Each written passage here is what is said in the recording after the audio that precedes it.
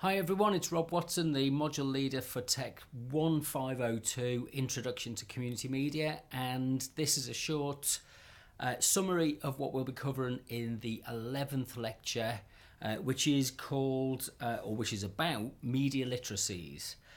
So I've produced some slides, some PowerPoint slides, which have got diagrams and images and quotes and clips in them. So I'm not going to share the PowerPoint slides, but I will be sharing and letting you have the notes which the lecture is based on. These are available as usual on the DMU Commons wiki, which you can get access to by going to wiki.our.dmu.ac.uk, and you can look for the TECH1502 page and the lecture notes section. So the idea this week is to think about how we use and we consume media and what the skills are that we need to do that in a kind of a purposeful way, if you like, in a way that is something which we can sustain, something which is we are making informed decisions, and something which we're not just relying on hand-downs, if you like, or received stocks of wisdom, but we're kind of figuring things out for ourselves. So the idea is about this lecture is how to figure out what the right kind of skills are, what the right kind of capabilities might be that suit different circumstances and suit different types of media and suit different types of participation in media. So there's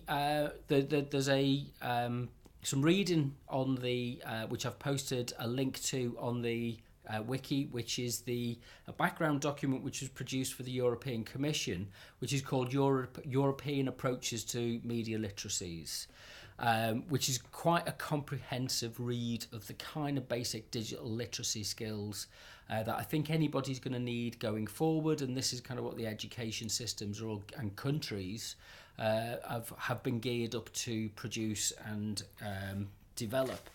So what we'll start off with in this lecture is we'll look at a project that was close to Leicester, which was run with DMU, that was sought to enhance literacies thinking within schools.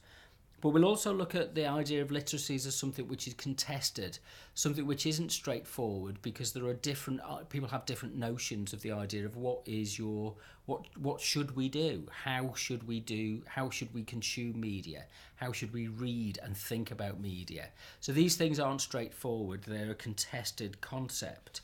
But one of the things that kind of gives us an advantage is to think about this in a critical way, and to think about how we can use literacies as a way of developing a way of using media which isn't, if you like, simply to regurgitate the kind of mainstream kind of media that we already have.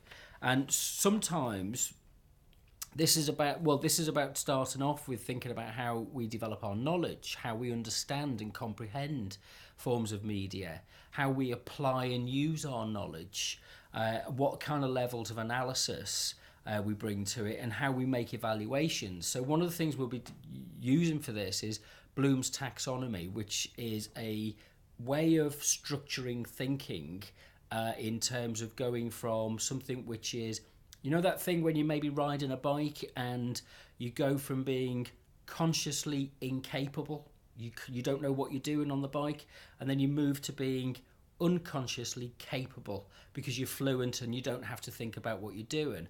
Well, our consumption of media is learned. It's a learnt practice. So what is involved in that? What are the thinking skills? What are the reading skills? What are the comprehension skills that we need to apply, that we need to learn, that we need to become familiar with?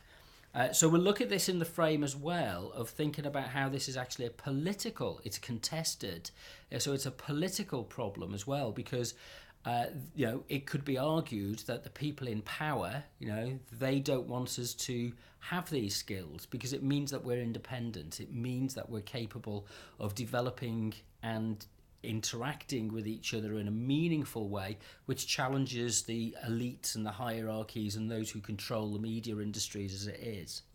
And then fixed with this is a notion of what's called critical pedagogy. And it's the idea that there's a different way of learning than the common way of kind of received classical way of learning, is to think of people as empty vessels. And what you do is you fill that vessel up. Or one of the models that we'll look at is called the banking model, where you kind of save your learning for a rainy day. So we'll look at different ways that has been challenged and what kind of problem solving and problem posing forms of learning we can engage in and develop. And this ties into the notion, which I think underpins all of the work that we're doing on the module, which is about critical thinking. It's about the idea of being able to look at something and that really asks the question, is this the right way to do it? Is there a better way to do this? Can we do something differently? If we change something and it makes no difference, why are we doing it? I'm quite pragmatic about these things. And then what we'll do is we'll look at how this is talked about in terms of online learning and digital skills and the kind of skills and learning that you'll need if you're going to be successful on the online world. So we'll look at what Howard Rheingold calls a kind of net smarts, those kind of aptitudes and knowledges and skills that we need to collaborate, to be sociable, to participate. And then we'll also look at the idea of spreadable media, which is a term that's used by Henry Jenkins to describe how media has to be able to circulate. And in order for media to be able to circulate, people have to be literate, they have to be aware, they have to be capable, they have to be critical about the kind of participation that they engage in order to make the media that they consume and share something which is valuable and meaningful. So it goes beyond the kind of mass media model of a transmission, one central transmitter broadcasting to many people, and it becomes something which is a shared and network culture, which is generative, which means that it's generated by the people who are involved, who are producing it themselves, so writing blogs, sending tweets, posting photographs, doing remixes, doing mashups, those kind of things. So there's a technology that underpins this, which we'll look at. And then we'll finish off by looking at Doug Belshaw's work, which is where he's arranged a kind of set of digital literacies, digital ideas, there's 8 of them, in a kind of periodic table, which kind of says these are the kind of core skills. And maybe we can do some self-evaluation about our own media literacies and our own capabilities in relation to this form of these forms of media. I've not got any viewing at this point to tell you about, but I'll add something over the next couple of days, and it'll go up onto the wiki. So keep checking out the wiki for any information that comes up. It'll be listed on the lecture notes section, and hopefully it'll be kind of something interesting and relevant and up to date as well. So I'll see you at the lecture on Tuesday.